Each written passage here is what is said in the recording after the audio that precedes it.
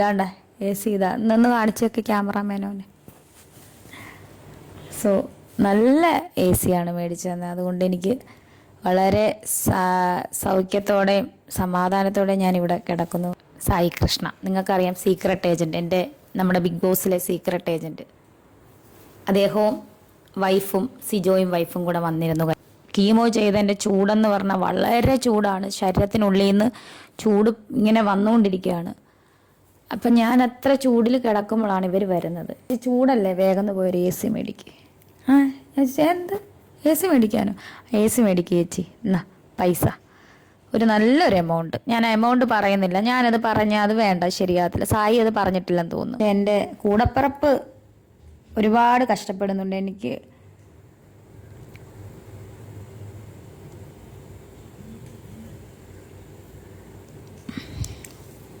അവരോടൊക്കെ എങ്ങനെ നന്ദി പറയണമെന്ന് എനിക്കറിയത്തില്ല. വാക്കുകൾ കൊണ്ട് തീരുന്നതല്ല നന്ദി. എൻ്റെ കുഞ്ഞിനെ നോക്കണമെന്ന് ഞാൻ അവരോട് എപ്പോഴും പറയും. എനിക്ക് എന്തെങ്കിലും സംഭവിച്ചു കഴിഞ്ഞാൽ എൻ്റെ കുഞ്ഞനാഥയാകരുത്, അവനെ ഏറ്റെടുക്കണമെന്ന് പറയും. അവരപ്പം എന്നെ വഴക്ക് പറയും, അവരുടെ കൊച്ചു തന്നെയാണെന്ന് പറയും. എൻ്റെ കുഞ്ഞിനാരുമില്ല, അതേ ഉള്ളൂ ഇപ്പം ഏക സങ്കടം. എൻ്റെ കുഞ്ഞിനാരും ഇല്ലാതായിപ്പോയി, അച്ഛനുമില്ല.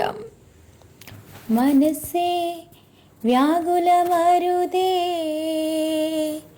കരുതാം നിനക്കവൻ മനമടുത്തുണ്ട്. മനസ്സേ വ്യാകുലമരുതേ, കരുതാം നിനക്കവൻ മനമടുത്തുണ്ട്. കണ്ണുകൾ കാൺമതില്ല, കാതുകൾ കേൾപ്പതില്ല, ഒരു ഹൃദയത്തിലും ഇത് തോന്നിയിട്ടില്ല. അപ്പം welcome back to my YouTube channel. ഞാൻ ഈ ഒരു ലൊക്കേഷനിൽ തന്നെ ഇരിക്കുന്ന, എനിക്ക് വേറെ അങ്ങ് എഴുന്നേറ്റ് പോകാൻ പറ്റത്തില്ല, വേദനയും കൊണ്ട് വയ്യ. എനിക്ക് എഴുന്നേറ്റ് അതിൻ്റെ ഈ ബെഡിൽ തന്നെയാണ് ഞാനിപ്പം. ബാത്റൂമിൽ പോകണേ ചേച്ചി പിടിച്ചുകൊണ്ട് പോകണം, ഫ്ലഷ് ചെയ്യാൻ പോലും വയ്യ, ആ ഒരു സിറ്റുവേഷനാണ്. അപ്പം ഞാനിപ്പം ഇവിടെ വന്നത് വലിയൊരു കാര്യം പറയാൻ തന്നെയാണ്. ഒരുപാട് പേര്, ഞാൻ സത്യം പറഞ്ഞാൽ ആരോടും ഞാൻ പിരിവ് പറഞ്ഞിട്ടില്ല. ഞാൻ ഒരു ചാനലിൽ, എൻ്റെ ചാനലിൽ ഞാൻ പറഞ്ഞായിരുന്നു, ഞാൻ ആരോടും ഒരു പിരിവും ചോദിച്ചില്ല. പക്ഷേ എന്നെ സ്നേഹിക്കുന്ന ഒരുപാട് ജനങ്ങൾ രേണു ഇത് വെച്ചോ, മരുന്ന് മേടിച്ചോ, അതൊക്കെ എനിക്ക് ഉപകാരമായി, എനിക്ക് സന്തോഷമായിരുന്നു കേട്ടോ. അതുപോലെ പ്രത്യേകിച്ച് പറയാൻ വന്നത് സായി കൃഷ്ണ, നിങ്ങൾക്കറിയാം, സീക്രട്ട് ഏജൻറ്റ്, നമ്മുടെ ബിഗ് ബോസിലെ സീക്രട്ട് ഏജൻറ്റ്. അദ്ദേഹവും വൈഫും സിജോയും വൈഫും കൂടെ വന്നിരുന്നു. ഈ റൂമിൽ വന്ന് കണ്ട്, അപ്പം ഞാൻ കീമോ ചെയ്തതിൻ്റെ ചൂടെന്ന് പറഞ്ഞാൽ വളരെ ചൂടാണ്, ശരീരത്തിനുള്ളിൽ നിന്ന് ചൂട് ഇങ്ങനെ വന്നുകൊണ്ടിരിക്കുകയാണ്. അപ്പം ഞാൻ അത്ര ചൂടിൽ കിടക്കുമ്പോഴാണ് ഇവർ വരുന്നത്. ഇവർ വന്ന് കണ്ട് ആകപ്പാടെ വിഷമമായി അവർക്ക് ആയെന്ന് തോന്നുന്നു. കാരണം എനിക്ക് ഓർമ്മയില്ല, ഇവർ 4 പേരും വന്ന് നിൽക്കുന്ന ഓർമ്മയുണ്ട്. വളരെ ക്ഷീണിതയായിരുന്നു ഞാൻ. എനിക്ക് തോന്നുന്നു പപ്പയുടെ അമ്മയുടെ ഒക്കെ സംസാരിച്ചു കഴിഞ്ഞ് ചേച്ചി ഓക്കെ ആകും. സിജോ ആണ് കൂടുതലും സംസാരിച്ചത്. സായി മിണ്ടി, വൈഫ് 2 പേരും സംസാരിച്ച് ഇരിക്കാൻ വയ്യ, നടുവൻ ആരിയിരിക്കട്ടെ. അത് കഴിഞ്ഞിട്ട് തിരിച്ച് വെളിയിലിറങ്ങി കുറച്ച് കഴിഞ്ഞപ്പം സായി വൈഫും കൂടെ വന്നിട്ട്, ചൂടല്ലേ, വേഗം പോയൊരു എ സി മേടിക്കുക. എന്ത് എ സി മേടിക്കാനോ? എ സി മേടിക്കുക ചേച്ചി, എന്നാ പൈസ ഒരു നല്ലൊരു എമൗണ്ട്. ഞാൻ എമൗണ്ട് പറയുന്നില്ല, ഞാനത് പറഞ്ഞാൽ അത് വേണ്ട, ശരിയാകത്തില്ല. സായി അത് പറഞ്ഞിട്ടില്ലെന്ന് തോന്നുന്നു. ഒരു നല്ലൊരു എമൗണ്ട് എനിക്ക് സായി കൃഷ്ണ കൊണ്ട് തന്നു. അതെൻ്റെ ലൈഫിലെ ഇതാണ്ട എ സി ഇതാ നിന്ന് കാണിച്ചൊക്കെ ക്യാമറാമാനോനെ. സോ നല്ല എ സിയാണ് മേടിച്ചു തന്നത്. അതുകൊണ്ട് എനിക്ക് വളരെ സൗഖ്യത്തോടെയും സമാധാനത്തോടെയും ഞാനിവിടെ കിടക്കുന്നു. അപ്പം ഞാൻ ആദ്യം പാടിയ പോലെ മനസ്സേ വ്യാകുലം വരുതേ. നമുക്ക് ക്യാൻസർ വന്ന ഒരുപാട് പേരിപ്പം ഞാൻ കമൻസ് കാണാറുണ്ട് എല്ലാവർക്കും. മിക്ക ഫേസ്ബുക്കിലാണ് ഈ വൃത്തികെട്ട കമൻസ് വീണ്ടും വരുന്നത്. നിങ്ങളൊക്കെ എന്തറിഞ്ഞിട്ടാണ് മനുഷ്യരെ പറയുന്നത്? എനിക്കിത് 15ാമത്തെ വയസ്സിലാണ് ഈ മുഴ ഉണ്ടായത്. നിങ്ങളാണോ എൻ്റെ ശരീരം അറിയുന്നത്? ഈ സബ്സ്ക്രിപ്ഷൻ എന്നാൽ പിന്നെ സബ്സ്ക്രിപ്ഷൻ ചെയ്തവർക്കെല്ലാം ക്യാൻസർ വരേണ്ടതല്ലേ? നിങ്ങൾ എന്തറിഞ്ഞിട്ടാണ് മനുഷ്യർ? ഞാൻ ഈ ക്യാൻസർ രോഗമായിട്ട് കിടക്കുവാണ്, എന്നിട്ട് നിങ്ങളെന്നെ വെറുതെ വിടാൻ ഉദ്ദേശമില്ല. ഞാൻ പറഞ്ഞു, എനിക്ക് 10ാം ക്ലാസ്സിൽ പഠിച്ചപ്പോഴാണ് ഈ ബ്രസ്റ്റിൽ ഒരു മുഴ ഞാൻ ആദ്യം ശ്രദ്ധയിൽപ്പെട്ടത്. ആ ബ്രസ്റ്റിൻ്റെ മുകളിൽ, മുഴയുടെ മുകളിൽ കറുത്ത പാടുകളുണ്ടായിരുന്നു. അത് പൊളിഞ്ഞു പൊളിഞ്ഞു പോകുന്നതായിരുന്നു. അതും ഞാൻ അത്ര ശ്രദ്ധിച്ചില്ല. അതിനുശേഷം വേദനയൊന്നും ഇല്ലാത്ത മുഴയുണ്ട്, വീട്ടിൽ പറഞ്ഞില്ല, വീട്ടുകാരെ വിഷമിക്കുന്നതിന് ഞാൻ പറഞ്ഞിട്ടില്ലായിരുന്നു.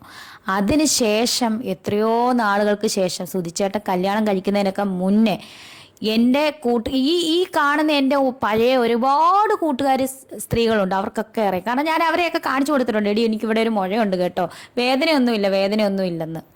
കാരണം അവർ ഇപ്പോഴല്ലേ ഞാൻ സബ്സ്ക്രിപ്ഷൻ തുടങ്ങിയത്, മനസ്സിലായോ നിങ്ങൾക്ക്? അപ്പം നിങ്ങൾ എന്തറിഞ്ഞിട്ടാണ് സുഹൃത്തുക്കളെ നിങ്ങൾ എന്നെ ഈ വേട്ടയാടുന്നതെന്ന് ഞാൻ ആലോചിക്കുന്നത്. 15 വർഷം മുന്നേ വീണ്ടും അത് കുത്തി പരിശോധിച്ചപ്പോഴേ, അതന്നേ പരിശോധിച്ച് അന്നേ ആ മുഴ ഉള്ളതാണ് സുഹൃത്തുക്കളെ. അല്ലാതെ എനിക്ക് പെട്ടെന്ന് ക്യാൻസർ, ഞാൻ ഈ തോന്നിവാസം കാണിച്ചിട്ട് ക്യാൻസർ ഉണ്ടായി. നിങ്ങൾ ഒരിക്കലും, ഞാനൊരു RCCയിലോട്ട് നിങ്ങളൊന്ന് ജനിച്ച കുഞ്ഞുങ്ങൾക്ക് വരെ ക്യാൻസർ ഇല്ലേ? നിങ്ങളൊന്ന് ആലോചിച്ച് നോക്കുക. അവരെന്ത് പാപം ചെയ്തിട്ടാണ്? എന്താണ് നിങ്ങളിങ്ങനെ വേട്ടയാടുന്നത് എന്നെ ഇട്ട്? നിങ്ങൾക്ക് ഇനിയെങ്കിലും നിങ്ങൾ ഗുണം ചെയ്തില്ലെങ്കിലും ദോഷം ചെയ്യാതിരുന്നൂടെ? ഈ ക്യാൻസർ രോഗികൾക്ക് ആവശ്യമാകുന്നത് മാനസികമായിട്ട് അവരുടെ കൂടെ നിൽക്കണം എന്നുള്ളതാണ്. ഞാൻ എന്ത് ദ്രോഹത്തിനാണ് നിങ്ങളുടെ, ഞാൻ ചോദിക്കട്ടെ, ഞാൻ സമൂഹത്തിൽ എന്ത് ദോഷമാണ് ഞാൻ ആർക്കെങ്കിലും ചെയ്തിട്ടുള്ളത്?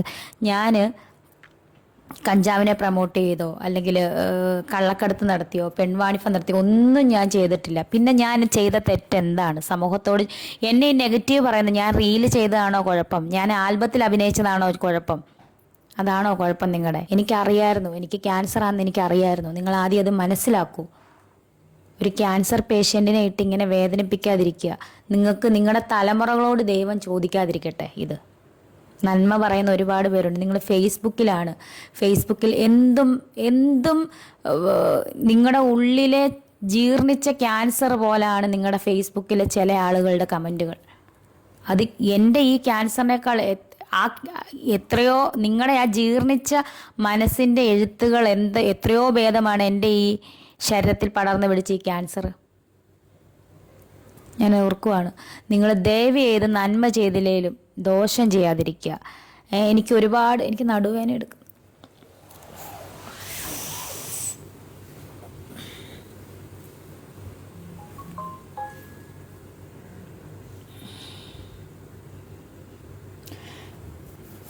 അപ്പം സായിയോടും കുടുംബത്തോടും നന്ദി പറയുന്നു. അതുപോലെ ഒരുപാട് പേര് പറയാതെയും പേര് പറഞ്ഞുമൊക്കെ എന്നെ ഹെൽപ്പ് ചെയ്തു.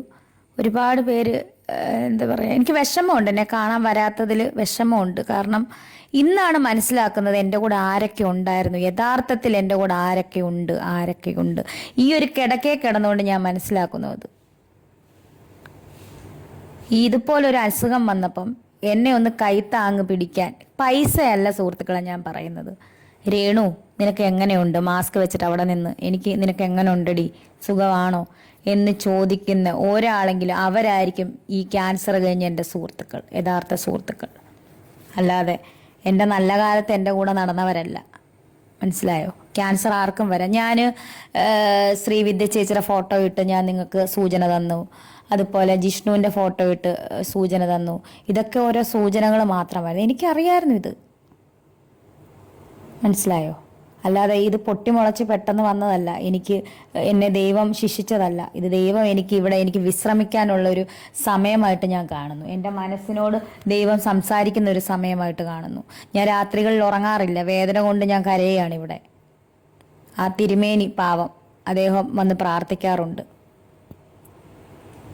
ഒരുപാട് അനേകായിരം ദൈവമക്കളുടെ പ്രാർത്ഥനയുണ്ട്. സത്യം പറഞ്ഞാൽ ഞാൻ ഈ ക്യാൻസർ എന്നെ വിട്ടുപോയി എഴുന്നേറ്റ ആത്മീയ മക്കളുടെ ഇടയിൽ എന്തായാലും ഒരു സാക്ഷിയായിട്ട് ഞാൻ നിൽക്കും. അത് ഉറപ്പാണ്. പണ്ട് ഞാൻ കേട്ടിട്ടുണ്ട്, സിസ്റ്റർ അന്നാകണ്ഠത്തിലൊക്കെ അവരുടെയൊക്കെ സാക്ഷി ഞാൻ കേട്ടിട്ടുണ്ട്. അവരിപ്പം സിസ്റ്റർ ഇല്ലെന്ന് തോന്നുന്നു, സിസ്റ്റർ ക്യാൻസർ ആയിരുന്നു.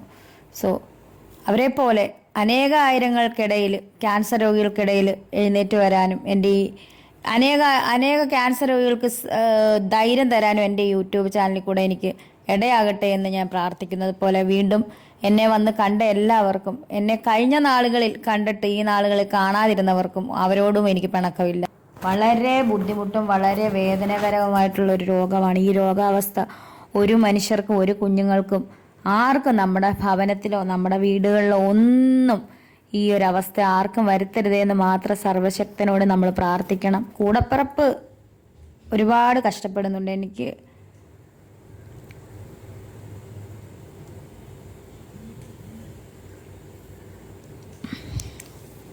അവരോടൊക്കെ എങ്ങനെ നന്ദി പറയണമെന്ന് എനിക്കറിയത്തില്ല. വാക്കുകൾ കൊണ്ട് തീരുന്നതല്ല നന്ദി. എൻ്റെ കുഞ്ഞിനെ നോക്കണമെന്ന് ഞാൻ അവരോട് എപ്പോഴും പറയും. എനിക്ക് എന്തെങ്കിലും സംഭവിച്ചു കഴിഞ്ഞാൽ എൻ്റെ കുഞ്ഞനാഥയാകരുത്, അവനെ ഏറ്റെടുക്കണമെന്ന് പറയും. അവരപ്പം എന്നെ വഴക്ക് പറയും, അവരുടെ കൊച്ചു തന്നെയാന്ന് പറയും. എൻ്റെ കുഞ്ഞിനാരുമില്ല, അതേ ഉള്ളൂ ഇപ്പം ഏക സങ്കടം. എൻ്റെ കുഞ്ഞിനാരും ഇല്ലാതായിപ്പോയി, അച്ഛനും ഇല്ല.